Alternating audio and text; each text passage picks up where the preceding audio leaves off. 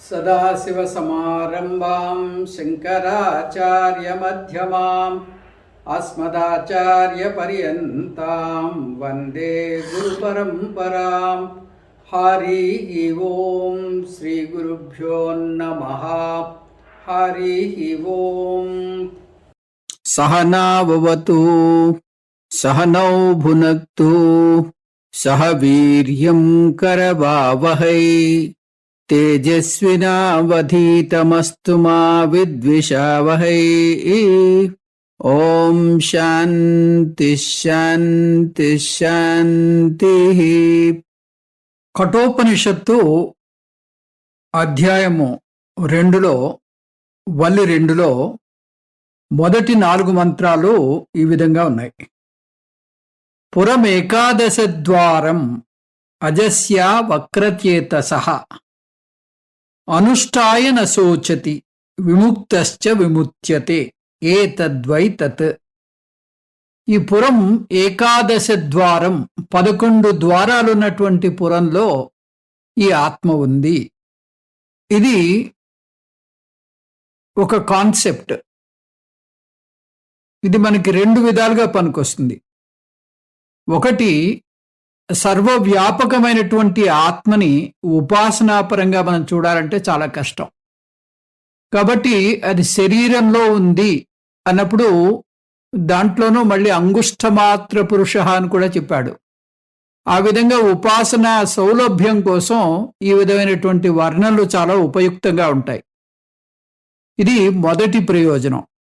రెండో ప్రయోజనం ఏమిటంటే, ఈ ఆత్మ పురస్వామి, శరీరము పురము అని చెప్పడంలో మనం ఆత్మ గురించి ఎక్కడో బయట వెతకని అవసరం లేదు. ఆత్మ గురించి, ఆత్మ అంటే దేవుడు, ఈ దేవుడి గురించి మనం 7 కొండలు ఎక్కని అవసరం లేదు. 7 కొండలు వెళ్ళొద్దని కాదు, 7 కొండలు ఎక్కితేనే మనకి దేవుడు అనేటటువంటి ఆ పట్టు లేదు. ఇప్పుడు ఈ ఆత్మ 7 కొండల్లోనూ ఉంది, నాలోనూ ఉంది. కాబట్టి నాలో నేను చూసుకోవడం సులభం. ఆ విధంగా ఈ ఆత్మ బాహ్యంగా మాత్రమే లేదు, ఆంతరంగా నాలోనే ఉంది. కుండలో మట్టి ఎక్కడ ఉంది అంటే కుండంతటా ఉంది. కుండ మట్టి కోసం ఎక్కడికో ప్రయాణం చేయనవసరం లేదు. తన స్వరూపమే మట్టి, మట్టే తన యొక్క అసలు స్వరూపము అని తెలుసుకుంటే చాలు. ఈ విధంగా పురం ఏకాదశ ద్వారం, ఇది ఎవరైతే ఈ సత్యాన్ని, ఈ రహస్యాన్ని తెలుసుకుని ఆ నిష్టలో ఉన్నాడో విముక్తశ్చ విముచ్యతే అని విముక్తి శబ్దాన్ని 2 సార్లు వాడాడు. అంటే జీవన్ముక్తి, విదేహముక్తిని పొందుతాడు. ఏ తద్వై తత్. ఇక్కడ ఈ ఆత్మని శరీరపరంగా చెప్తూ ఇది శరీరానికే పరిమితం కాలేదు, ఇది అంతటా ఉన్నది అని చెప్పడానికి అన్నట్టుగా 2వ మంత్రంలో మళ్ళీ అగుంసః శుచిషత్ వసుః అంతరిక్షసత్ హోత వేదిషత్ అదితిర్దురోణసత్ నృషత్ వరసత్ రుతసత్ వ్యోమసత్ అబ్జ గోజ రుతజ అద్రిజ రుతం బృహత్ అంటూ ఆత్మ యొక్క సర్వ వ్యాపకత్వాన్ని వెలుబుచ్చాడు యమధర్మరాజు. ఆకాశంలో అంతటా ఉందిట, వాయు రూపంలో అంతరిక్షంలో ఉందిట, అగ్నిలాగా హోమకుండాల్లో ఉందిట, ఇంట్లో అతిథిలాగా ఉందిట, మనుష్యులో ఉందిట, దేవతల్లో ఉందిట, ఆకాశమంతటా ఉంది, నీటిలో ఉంది, భూమిలో ఉంది, ఈ విధంగా కొండల్లో ఉంది అంటూ అంతటా సర్వ వ్యాపకత్వాన్ని మనకి అనేక వస్తువులని ఉటంకిస్తూ ప్రతి వస్తువుని చూపిస్తూ ఇందులో ఉంది, ఇందులో ఉంది, ఇందులో ఉంది. మనకి ఆ రుద్రంలో, రుద్ర నమకంలో పేరున చెప్తూ ఇది నువ్వే అని చెప్తూ నమః నమః నమః అంటూ ఉంటాం. ఆ మాదిరిగా ఈ ఆత్మ అంతటా ఉంది అని చెప్పడానికి అన్నట్టుగా యమధర్మరాజు అనేక వస్తువుల పేర్లు చెప్తూ ఈ ఆత్మ వీటన్నిటిలోనూ ఉంది అని ఆత్మ యొక్క సర్వవ్యాపకత్వాన్ని తెలియజేశాడు. ముందు శరీరంలో ఉందన్నాడు, తర్వాత అంతటా ఉంది అంటున్నాడు. ఆ తర్వాత మూడో మంత్రం ఊర్ధ్వం ప్రాణం ఉన్నయతి అపానం ప్రత్యగస్యతి మధ్యే వామనమాసీనం విశ్వే దేవా ఉపాసతే. అంటే ప్రాణము అపానము. ప్రాణం అంటే వదిలేటటువంటి వాయువు, అపానం అంటే పీల్చేటటువంటి వాయువు. ఈ రెండు కూడా ఈ ఆత్మ యొక్క చలువు వల్లే జరుగుతున్నాయి. ఈ ఆత్మ తన ఉనికిని వీటికిచ్చి ఈ జడమైనటువంటి ప్రాణాన్ని పనిచేసేలాగా, అంటే ప్రాణాన్ని పీల్చేలాగా, ప్రాణాన్ని వదిలేలాగా చేస్తుంది. ఆత్మ వినా ఇక్కడ ఏదీ లేదు. ఆత్మ ఈ ప్రాణానికి అధిష్టానము అన్నట్టుగా ఈ మంత్రంలో చెప్పాడు. ఇంకా 4వ మంత్రంలో అస్య విశ్రగుం సమానస్య శరీరస్తస్య దేహినః దేహాద్విముచ్యమానస్య కిమత్ర పరిశిష్యతే ఏతద్వై తత్. ఈ ఆత్మ గాని లేనట్టయితే ఈ శరీరం పనిచేయదు. ఆత్మ వినా ఇక్కడ శరీరము లేదు, ఆ శరీరంలో ఉండేటటువంటి వ్యవస్థ లేదు. అంటే ఆత్మ ఉంటే శరీరంలో ఉండేటటువంటి సర్వము పనిచేస్తోంది. ప్రాణం, అపానం ఇవన్నీ మనకి వీలవుతున్నాయి. ప్రాణాన్ని వదలడం, అపానాన్ని పీల్చడం ఇదంతా మనకి సంభవం అవుతోంది. ఆత్మ తన యొక్క చిదాభాసని గాని ఈ దేహంలో ప్రకటించినట్టయితే ఇక్కడ ఈ జీవం అనేది ఉండదు, ఈ జీవత్వం అనేది కొనసాగదు. కాబట్టి కిం అత్ర పరిశిష్యతే, ఇంకక్కడ ఏం మిగిలి ఉంది అంటూ ఆ యమధర్మరాజు ఆత్మ యొక్క అధిష్టానాన్ని, ఆత్మే అన్నిటికీ ముఖ్యము అన్నట్టుగా చెప్పాడు. ఇది ఈ 4 మంత్రాల్లో యమధర్మరాజు చెప్పినటువంటి విషయం. ఈరోజు 5వ మంత్రంతో ప్రారంభిద్దాం. యమధర్మరాజు ఆత్మబోధ మొదలుపెట్టాడు. అందులో అనేక అంశాలు చెప్తూ ఇప్పుడు ఒక కొత్త అంశం మొదలు పెట్టబోతున్నాడు. న ప్రాణేన న అపానేన మత్యో జీవతి కశ్చన ఇతరేణ తు జీవంతి యస్మిన్నేతా ఉపాశ్రితౌ. ఏ మనిషి కూడా ప్రాణం చేత అపానం చేత జీవించడు. ఆత్మ మీద ఆధారపడి ఈ ప్రాణ అపానాలు పనిచేస్తున్నాయి. దాన్ని ఆధారం చేసుకుని అన్నీ జీవిస్తున్నాయి. ఇక్కడ మనకి ఈ జీవులకి ఆధారభూతము ఆత్మ అని చెప్పబోతున్నాడు యమధర్మరాజు. సాధారణంగా మనకి ప్రాణము అదే ముఖ్యము అన్నట్టుగా, అదే సూత్రభూతము, దానివల్లే ఈ జీవులు చైతన్యవంతమవుతున్నాయి అనేటటువంటి ఒక వాదన ఉంది. కానీ అది పూర్వ పక్షుల యొక్క వాదన. అయితే ఈ పూర్వపక్షులు చెప్పేది ఏంటంటే ప్రాణం పోయింది అంటూ ఉంటాం కదా మనం. ప్రాణం పోయిందంటే ప్రాణం లేకపోతే జీవి లేడు, అది నిజమే. కానీ ఈ అపానము ప్రాణము అనేటటువంటి ఉచ్ఛ్వాస నిశ్వాసలు రెండూ కూడా ఆత్మ వల్లే జరుగుతున్నాయి. ఆత్మ ఈ శరీరంలో ప్రతిబింబించి జడమైన ఈ శరీరాన్ని చేతనవంతం చేస్తోంది. చేతనవంతం చేయడం వల్ల, ఆ చేతనత్వం వల్ల ఈ ఉచ్ఛ్వాస నిశ్వాసలు జరుగుతున్నాయి.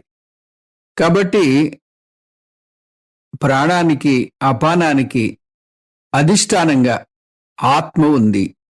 ప్రాణము అపానము ఈ రెండూ కూడా జడమే కాబట్టి ఆత్మ ఉన్నట్టయితే ఇవి రెండూ ఉంటాయి. ఆత్మ గాని లేనట్టయితే, ఆత్మ యొక్క చలువ లేనట్టయితే, ఆత్మ యొక్క సన్నిధానం లేనట్టయితే ఈ రెండూ పనిచేయవు. ఇవి ఒక భవంతిని తీసుకున్నట్టయితే భవంతిలో అనేక భాగాలు ఉంటాయి, అనేక అంగాలు ఉంటాయి. ఈ అంగాల్లాగా ప్రాణము అపానము కూడా ఈ శరీరం అనే భవంతిలో ఒక అంగము. అంటే ఒక కిటికీ ఒక అంగము, తలుపు ఒక అంగము. ఈ విధంగా మనకి అనేక రకాలైనటువంటి అంగాలున్నాయి. అంగాలు వాటంతటికి అవి పనిచేయవు, వాటంతటికి అవి తెరుచుకోవు, మూసుకోవు. దాని వెనకాల ఒక యజమాని ఉండి వాటిని పనిచేసేలా చేయాలి. ఆ విధంగా ఇక్కడ మన శరీరంలో ఆత్మ అనేటటువంటి యజమాని ఉండడం చేత ఈ శరీరం అంతా కూడా చేతనవంతమై వ్యవహారం చేస్తోంది. కాబట్టి ప్రాణము అపానము ఈ రెండూ కూడా ఇక్కడ వ్యవహారం చేస్తున్నాయంటే దాని వెనకాలన్నటువంటి ఆత్మ లేదా సాక్షి చైతన్యమే కారణం. ఒక ఇంట్లో ఒక గది చాలా చీకటిగా ఉందనుకోండి, ఆ చీకటిగా ఉన్న గదిని మనం ప్రకాశవంతం చేయాలంటే ఒక చిన్న చిట్కా ఉంటుంది. అదేమిటి? ఆ సూర్యకాంతికి ఎదురుగా నిల్చుని ఒక అద్దాన్ని తీసుకుని ఆ అద్దంలోంచి వచ్చేటటువంటి ప్రతిబింబ కాంతిని ఆ చీకటి గదిలో పడేలా చేయాలి. ఆ చీకటి గదిలో పడేలా చేస్తే ఆ ప్రతిబింబ కాంతి వల్ల, ఆ ప్రతిబింబ సూర్యకాంతి వల్ల ఆ గది ప్రకాశవంతం అవుతుంది. అంటే చీకటిగా ఉన్న ఆ గది ప్రతిబింబించాలి, ప్రకాశవంతం కావాలి అంటే అద్దం కావాలి, ప్రతిబింబ కాంతి కావాలి. అద్దం తీసివేసినట్టయితే మళ్ళీ ఆ గది చీకటిగా మారిపోతుంది. అంటే అద్దము కావాలి, ప్రతిబింబ చైతన్యము కావాలి. ఇక్కడ ఈ ప్రాణము చైతన్యం వల్ల ప్రతిబింబించబడి చేతనవంతం అవుతోంది. అట్లాగే మన శరీరంలో నఖశిఖ పర్యంతము శరీరం అంతా కూడా జడమే. ప్రాణము జడము, మనస్సు జడము, శరీరము జడము, ఇంద్రియాలు జడము, ఇవన్నీ కూడా జడమే. కానీ ఈ చైతన్యము మనసులో ప్రతిబింబించి మనస్సును చేతనవంతం చేస్తుంది. మనస్సు ఇంద్రియాలను ప్రతిబింబింపజేసి ఇంద్రియాలని చేతనవంతం చేస్తుంది. ఇంద్రియాలు స్థూల శరీరాన్ని అంతటినీ కూడా చేతనవంతం చేస్తాయి. ఆ తర్వాత ఈ ప్రాణం కూడా చేతనవంతం అవుతుంది. ఆ విధంగా ప్రాణము అపానము చేతనవంతమై ఉచ్ఛ్వాస నిశ్వాసలు జరుగుతూ ఉంటాయి. కాబట్టి వీటన్నిటికీ అధిష్టానంగా ఆత్మ ఉంది. ఆత్మ వినా ఇక్కడ ఏదీ లేదు. ఆత్మ వీటన్నిటికీ ఆధారభూతము అని చెప్పడమే ఈ మంత్రం యొక్క ఉద్దేశ్యము. ఇప్పుడు 6వ మంత్రం చూద్దాం. అంతత ఇదం ప్రవక్ష్యామి గుహ్యం బ్రహ్మ సనాతనం యథా చ వర్ణం ప్రాప్య ఆత్మా భవతి గౌతమా. హే నచికేత, నేను రహస్యమైన ఆత్మస్వరూపం లేదా నాశనం లేని ఆత్మ గురించి ఇంకాస్త చెప్తాను. అలాగే మరణం తర్వాత అజ్ఞాని ఆత్మ ప్రయాణం గురించి కూడా చెప్తాను. ఇక్కడ ఆత్మపదం 2 అర్థాల్లో వాడబడింది. నేను ఆత్మస్వరూపం గురించి చెప్తాను అన్నప్పుడు సామాన్య చైతన్యము, బింబ చైతన్యము లేదా సర్వవ్యాపకమైనటువంటి బ్రహ్మ గురించి చెబుతున్నాడు యమధర్మరాజు. ఈ మంత్రం ద్వారా నచికేతుడు అడిగినటువంటి ప్రశ్నకు జవాబు దొరుకుతుంది. ఏయం ప్రేతే విచికిత్సా మనుష్యే. అస్తి ఇత్యేకే నాయమస్తి ఇది చేయికే. మరణం తర్వాత ఈ జీవుడు ఉన్నాడు అని కొంతమంది అంటున్నారు, లేడని కొంతమంది అంటున్నారు. ఇందులో ఏది సత్యము అని అడిగితే దానికి సమాధానం, ఈ శరీరపరంగా కానీ మనం చూసుకున్నట్టయితే మరణానంతరము ఈ స్థూల శరీరం పడిపోతుంది. అజ్ఞానికైనా జ్ఞానికైనా. కానీ జ్ఞానికి సూక్ష్మ శరీరంలో ఉండేటటువంటి 19 అంగాలు విచ్ఛిన్నమైపోతాయి. వాటి అధిష్టాన దేవతలు స్వస్థానానికి చేరుకుంటారు. కాబట్టి ఇంక సూక్ష్మ శరీరం లేదు, కారణ శరీరం కారణ ప్రపంచంలో విలీనమైపోతుంది. కారణ శరీరం కూడా లేదు. స్థూల సూక్ష్మ కారణ శరీరాలు ఈ 3 జ్ఞానికి మరణానంతరం లేవు. కాబట్టి ఆ జీవి మళ్ళీ ఇంకొక శరీరాన్ని దాల్చి మళ్ళీ జన్మ ఎత్తేటటువంటి అవసరం ఉండదు. జ్ఞాని విదేహముక్తిని పొందాడు అంటాం. ఇక్కడ ఉండగా జీవన్ముక్తి, మరణానంతరం విదేహముక్తి. అదే అజ్ఞాని అయితే మరణానంతరం ఈ స్థూల శరీరం రాలిపోయాక దాన్ని కాల్చేయడమో లేకపోతే పాతి పెట్టడమో చేస్తారు. స్థూల శరీరం పంచభూతాల్లో కలిసిపోతుంది. ఇంకా సూక్ష్మ శరీరము, కారణ శరీరము, వాటిలో ప్రతిబింబించేటటువంటి ప్రతిబింబ చైతన్యము, ఈ 3 కలిసి ప్రయాణం చేస్తాయి. ఎక్కడికి ప్రయాణం చేస్తాయి? ఆ జీవి యొక్క ప్రారంధాన్ని బట్టి మరొక జన్మ తీసుకోవాల్సినటువంటి అవసరం ఉంటుంది. ఆ ప్రారబ్ధ కర్మ బట్టి ఆ లోకాలను వెతుక్కుంటూ ఈ సూక్ష్మ శరీరము, కారణ శరీరము, వాటి ప్రతిబింబ చైతన్యము, ఈ 3 ప్రయాణం చేసి ఆ లోకానికి చేరుకున్నాక ఆ లోకంలో దానికి అనుగుణమైనటువంటి శరీరాన్ని దాల్చి అక్కడ మళ్ళీ ఈ జీవనం మొదలెడుతుంది. ఇది అజ్ఞాని యొక్క ప్రయాణం. మరణానంతరం అజ్ఞానికి ప్రయాణం ఉంటుంది, కానీ జ్ఞానికి ప్రయాణం ఉండదు. జ్ఞాని అంతటా ఉన్నటువంటి సర్వవ్యాపకమైనటువంటి ఆత్మ.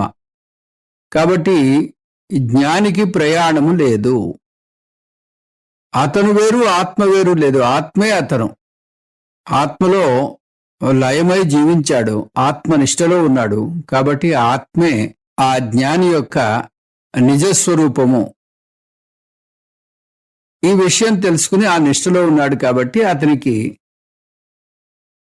ఎటువంటి సంచిత కర్మ, తర్వాత ఆగామి కర్మ లేదు. కాబట్టి ఇక్కడ ఉండగా జీవన్ముక్తి, దేహ పతనానంతరం విదేహముక్తి లభిస్తాయి. ఆత్మ గురించి ఇంత చెప్పాక ఇంకా గుహ్యం అని ఎందుకంటున్నాడు యమధర్మరాజు అంటే అది చాలా సూక్ష్మమైనది. బోధ అయ్యాక కూడా ఇంకా రహస్యంగా మిగిలిపోతుంది. మరణానంతరం అజ్ఞాని ఆత్మ ప్రయాణం గురించే ఎందుకు చెప్తున్నాడు? జ్ఞాని ఆత్మ సంగతి ఏమిటి అని ప్రశ్నిస్తే జ్ఞానికి ప్రయాణం లేదు. అతని జ్ఞానం వల్ల ఆ జ్ఞానాగ్నిలో సంచిత కర్మలు దగ్ధమైపోతాయి. అకర్త అభోక్తగా కర్మలు చేస్తాడు కాబట్టి ఆగామి కర్మలు అంటవు, ఆగామి కర్మలు పుట్టవు. ఇది ఎలాగా అంటే ఒక వేయించినటువంటి విత్తనం ఎలాగైతే మొలకెత్తదో ఆ విధంగా ఆగామి కర్మలు పుట్టవు. ప్రారబ్ధ కర్మ ముగియగాని ఈ శరీరం రాలిపోతుంది. కాబట్టి పునర్జన్మ ఉండదు. ఇదంతా జ్ఞాని గురించి. పునర్జన్మ లేకపోతే ప్రయాణమే లేదు. అతని స్థూల సూక్ష్మ కారణ శరీరాలు స్థూల సూక్ష్మ కారణ ప్రపంచాల్లో ఐక్యమైపోతాయి. అతను జ్ఞానం పొందగానే జీవన్ముక్తిని పొంది ఇక్కడే ఇప్పుడే ఆనందంగా జీవిస్తూ మరణానంతరం విదేహముక్తిని పొందుతాడు. బోధ అయ్యాక కూడా ఇది చాలా రహస్యంగానే మిగిలిపోతుంది. ఎందుకంటే ఈ విషయము మనకి గోచరమయ్యేది కాదు. ఇది కేవలం అపౌరుషేయ శాస్త్రం వల్లనే తెలియబడేది. ఇది సైన్స్ లాగా ఒక ప్రయోగం చేసి తెలుసుకునేది కాదు, మన కంటికి కనిపించేది కాదు. కాబట్టి ఈ విషయం ఇంత చెప్పినా కూడా ఇది రహస్యంగానే మిగిలిపోతుంది. మరణం తర్వాత అజ్ఞాని విషయం ఏమవుతుంది అని ఆలోచిస్తే, అజ్ఞానికి ప్రయాణం ఉంది. అజ్ఞాని తన యొక్క ప్రారబ్ధ కర్మ బట్టి ఆ లోకానికి చేరుకుని ఆ లోకంలో ఉండేటటువంటి సుఖాలు గాని ఆ లోకంలో ఉండేటటువంటి కష్టాలు గాని అనుభవిస్తూ ఉంటాడు. పాపం పుణ్యం ఇవి రెండు సమపాళ్లలో ఉన్నట్టయితే భూలోకంలో పుడతాడు. పాపం పాలు ఎక్కువ ఉండి పుణ్యం పాలు తక్కువ ఉన్నట్టయితే హీనలోకాల్లో పుడతాడు. అతల వితల సుతల రసాతల మహాతల పాతాళ ఈ లోకాల్లో జన్మించి కష్టాలు పడతాడు. అక్కడ యాతనా శరీరం అని ఒక శరీరం వస్తుంది. ఆ శరీరం వల్ల అతని శరీరం పాడవదు. బాధలు అనుభవిస్తూ ఉంటాడు కానీ శరీరం పాడవదు. అదే పుణ్యం పాలు ఎక్కువైనట్టయితే ఊర్ధ్వలోకాల్లోకి వెళ్తాడు. భూ భువః సువః మహః తపః జనః సత్య ఈ విధమైనటువంటి లోకాలకు వెళ్ళి అక్కడ ఆనందాన్ని అనుభవించి మళ్ళీ తిరిగి పుడుతూ ఉంటాడు. అంటే పునరపి జననం పునరపి మరణం అనేటటువంటి సంసార చక్రంలో తిరుగాడుతూ ఉంటాడు. అదే అతని కర్మలతో పాటు ఉపాసన కూడా జోడించి ఇక్కడ ఉండగా అతనికి ఆత్మజ్ఞానం రాలేదు, కానీ కర్మలు ఉపాసనలు బాగా చేశాడు. ఈ కర్మ ఉపాసనల ద్వయం వల్ల జీవి బ్రహ్మలోకానికి చేరుకునేటటువంటి అవకాశం ఉంటుంది. ఆ బ్రహ్మలోకంలో చతుర్ముఖ బ్రహ్మగారు అతనికి ఆత్మబోధ చేస్తారు. ఆత్మబోధ వల్ల ఆ జీవికి జీవన్ముక్తి విదేహముక్తి కలుగుతుంది. దీన్ని క్రమముక్తి అంటారు. ఈ విధంగా అజ్ఞానికి మరణానంతరం ప్రయాణం ఉంటుంది, జ్ఞానికి మరణానంతరం ప్రయాణము లేదు. ఇది ఈ మంత్రం చెప్పేటటువంటి విషయం. ఇక్కడ ఆత్మ అని చెప్పడంలో ఆత్మ అంటే జీవాత్మ, అజ్ఞాని జీవాత్మ అని. యథాభవతి ఏం జరుగుతుంది, మరణం ప్రాప్య అంటే మరణం తర్వాత జీవాత్మకి ఇదం తే ప్రవక్ష్యామి ఈ విషయాన్ని నీకు చెప్తాను అని యమధర్మరాజు ఈ నచికేతుడు అడిగినటువంటి చాలా కీలకమైనటువంటి ప్రశ్నకి సమాధానం ఈ మంత్రంలో బాగా విస్తారంగా చెప్పాడు.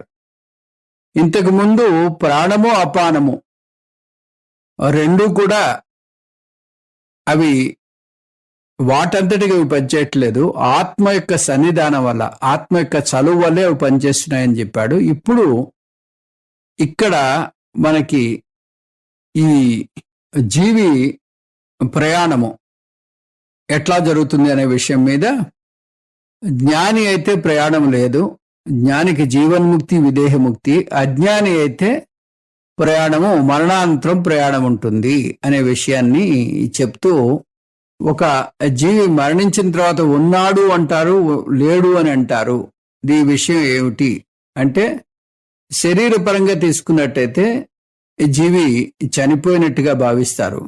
అదే ఆ సూక్ష్మ శరీరము కారణ శరీర పరంగా తీసుకున్నట్టయితే ఆ వాటిలో ప్రతిబింబించేటటువంటి ప్రతిబింబ చైతన్యము అది మరణానంతరం ప్రయాణం చేస్తుంది. కాబట్టి జీవుడు ఉన్నాడు అని కొంతమంది అంటారు. ఇది యమధర్మరాజు చెప్పదలుచుకున్నటువంటి విషయం. 7వ మంత్రం చూద్దాం. యోనిమన్యే ప్రపద్యంతే శరీరత్వాయ దేహినః స్థాణుమన్యేను సంయంతి యదా కర్మ యదా శ్రుతం. అన్యే దేహినః అంటే కొందరు జీవులు శరీరత్వాయ అంటే సరైన జీవనం కోసం యోనిని ప్రపద్యంతే ఆశ్రయిస్తూ ఉంటారు.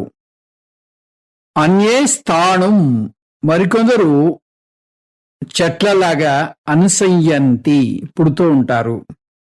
యథాకర్మ యథాశ్రుతం కర్మ ప్రకారం పూర్వజన్మ సంస్కారం మేరకు ఆయా జన్మలు వస్తూ ఉంటాయి.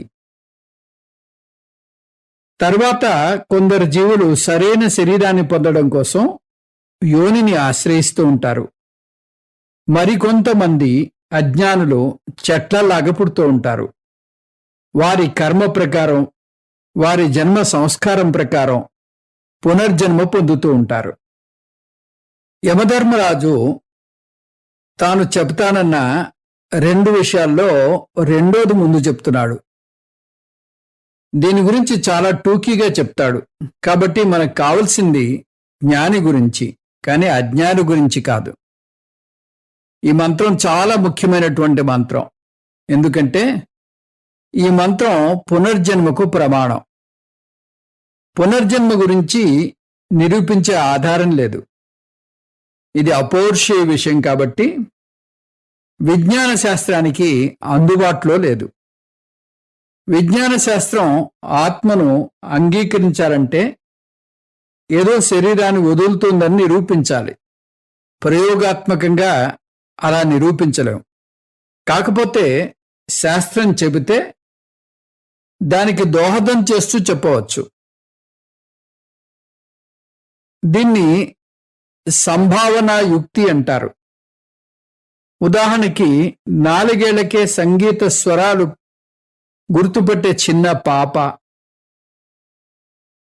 చిన్న వయసులోనే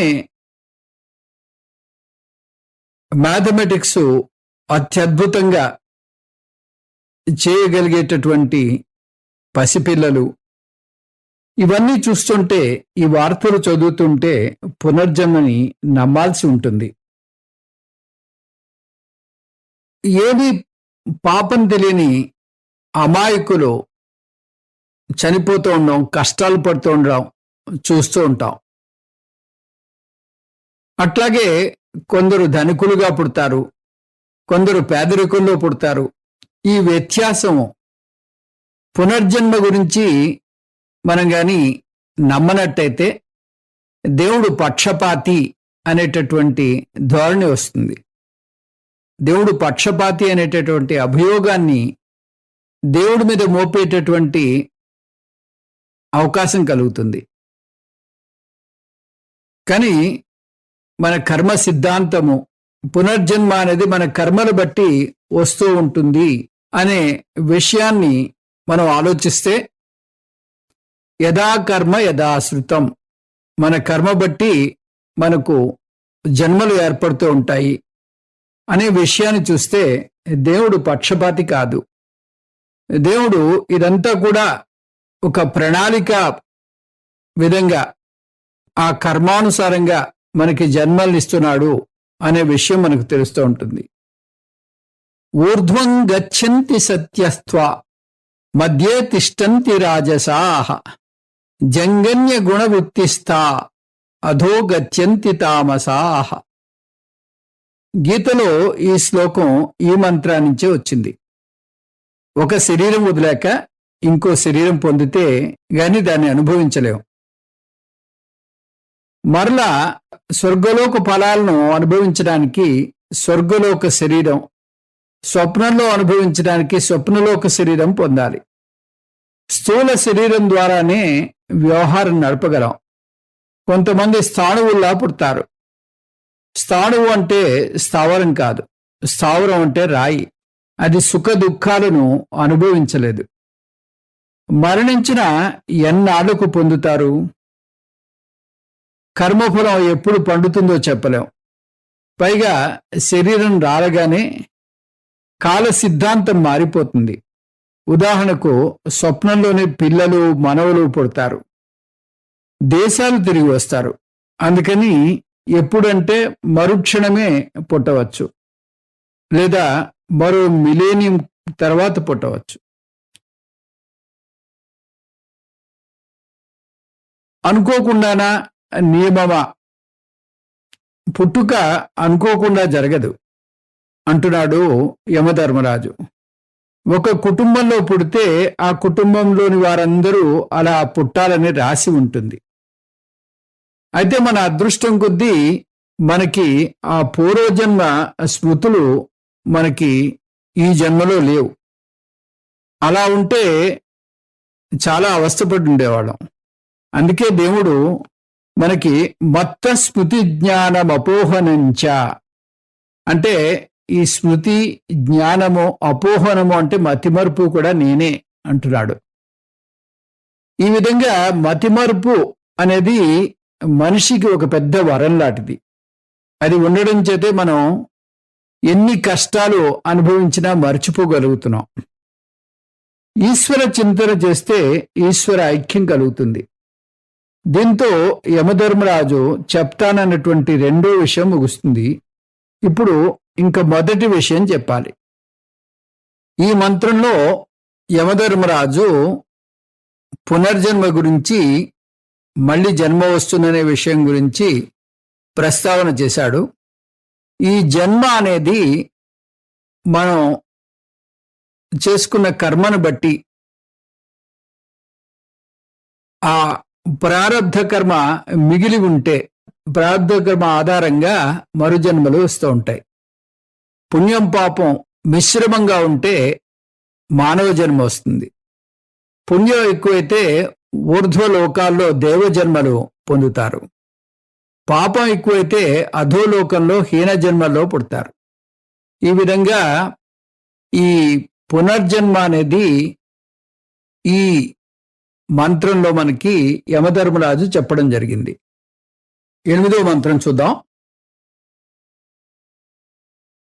యేష సుప్తేషు జాగర్తి కామం కామం పురుషో నిర్మిమాణః తదేవ శుక్రం తద్బ్రహ్మ తదేవామృతముచ్యతే తస్మిన్ లోకాశ్రితాః సర్వే తదునాత్యేతి కశ్చన ఏతద్వై తత్.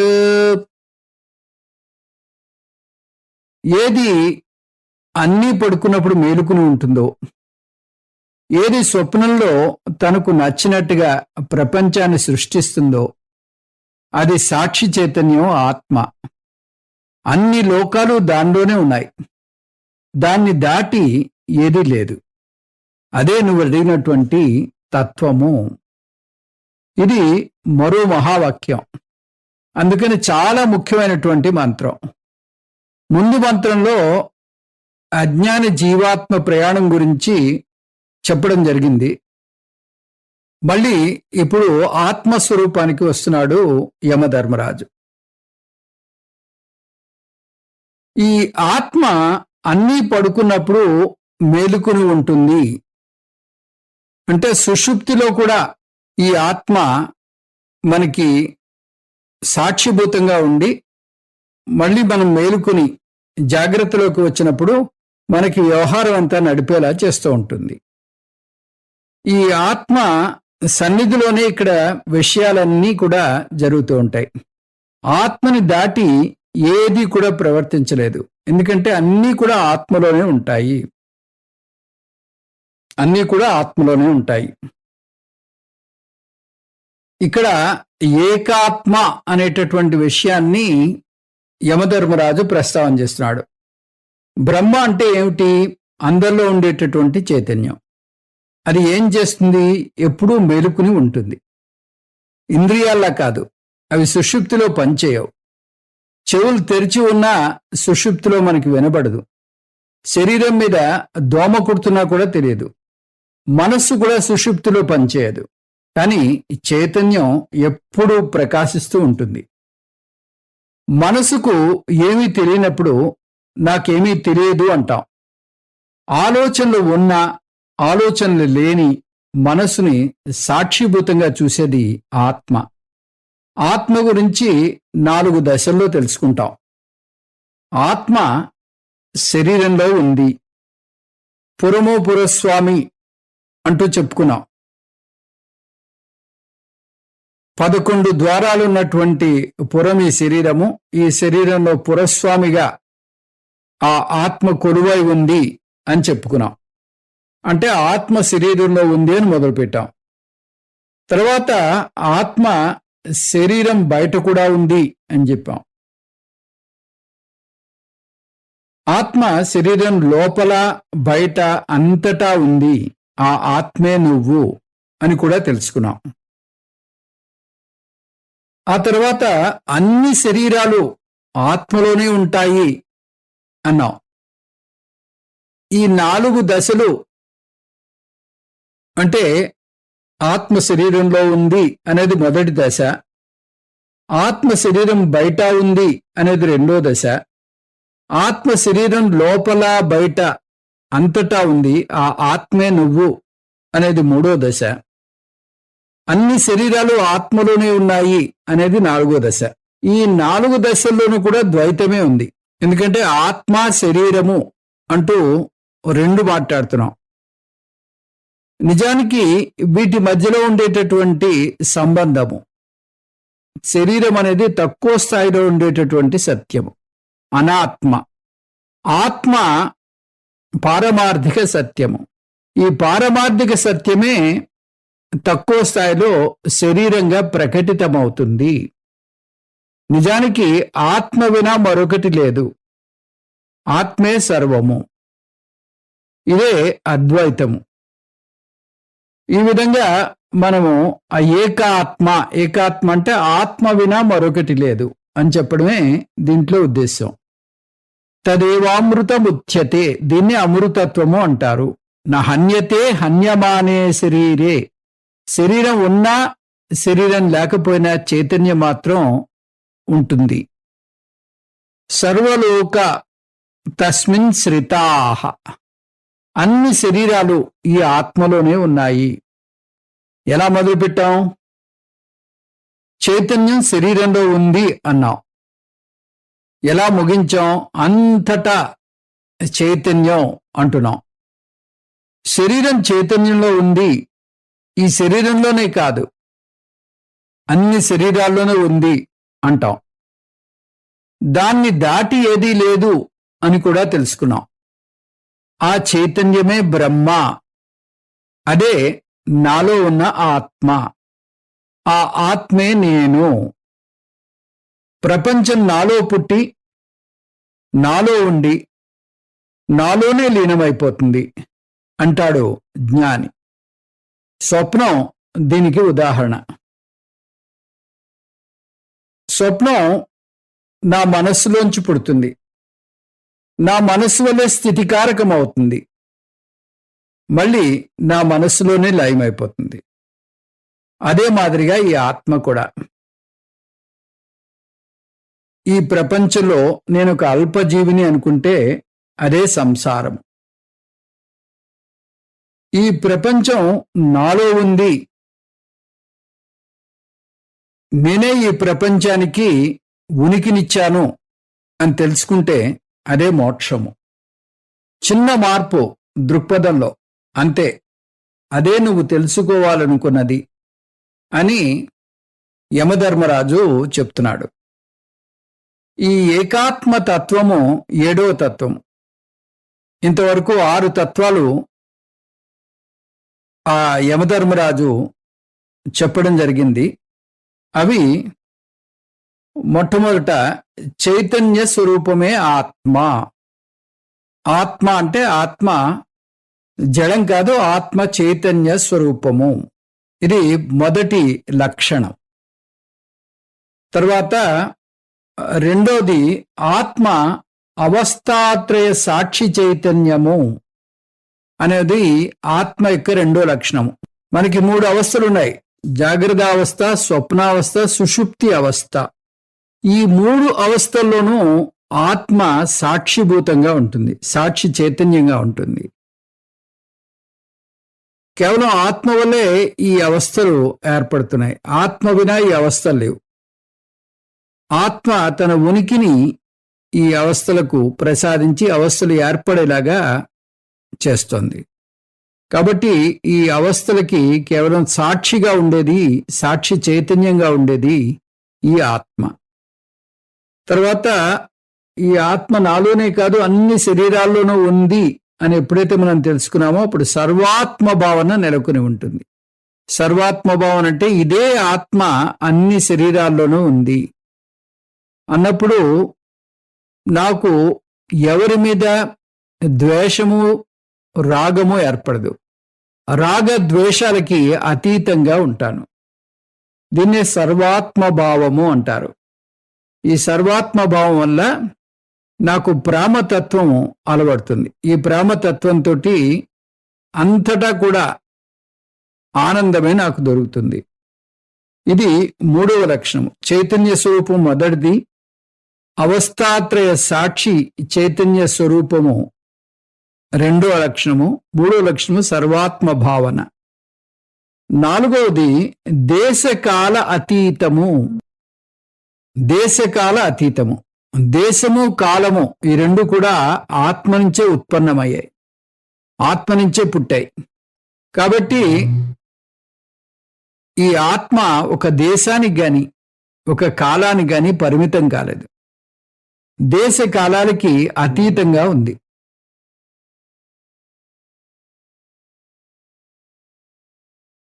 ఐదో లక్షణము జ్యోతిషాం జ్యోతి అంటున్నాడు. జ్యోతిషాం జ్యోతి లేదా స్వయం ప్రకాశము. ఇది జ్యోతులకు జ్యోతి. జ్యోతిషాం జ్యోతి అనేది ఒక కాన్సెప్టు. అది ఎట్లా అంటే జ్యోతి అనేది తన చుట్టూ ఉండేటటువంటి వస్తువుని తెలియజేస్తూ ఉంటుంది. తన యొక్క ప్రకాశం వల్ల తన చుట్టూ ఉండేటటువంటి వస్తువుని ప్రకాశింపజేసి ఆ వస్తువుని తెలియజేస్తుంది. కన్ను వస్తువులని, రంగుల్ని, రూపాల్ని చూపిస్తుంది. కాబట్టి కన్ను ఒక జ్యోతి. కన్ను పనిచేయాలంటే కన్ను వెనకాల మనస్సు సహకరించాలి. మనస్సు గాని కన్ను వెనకాల సహకరించినట్టయితే కన్ను చూస్తున్నా కూడా ఆ కన్ను ఏం చూస్తుందో కన్ను గ్రహించలేదు. కాబట్టి కన్నుని ప్రకాశింపజేసేది మనస్సు. కాబట్టి మనస్సు ఒక జ్యోతి. మనస్సు పనిచేయాలంటే మనస్సు వెనకాల బుద్ధి కూడా పనిచేయాలి. బుద్ధే మనసుని చెప్పు చేతల్లో పెట్టుకుంటూ ఉంటుంది. ఇది చెయ్యి, ఇది చెయ్యొద్దు అని చెప్తూ ఉంటుంది. నిర్ణయాత్మకం బుద్ధి. కాబట్టి బుద్ధి మనస్సుని ప్రకాశింపజేస్తుంది. బుద్ధి ఒక జ్యోతి. బుద్ధి తనంతటితో ప్రకాశిస్తుందంటే లేదు.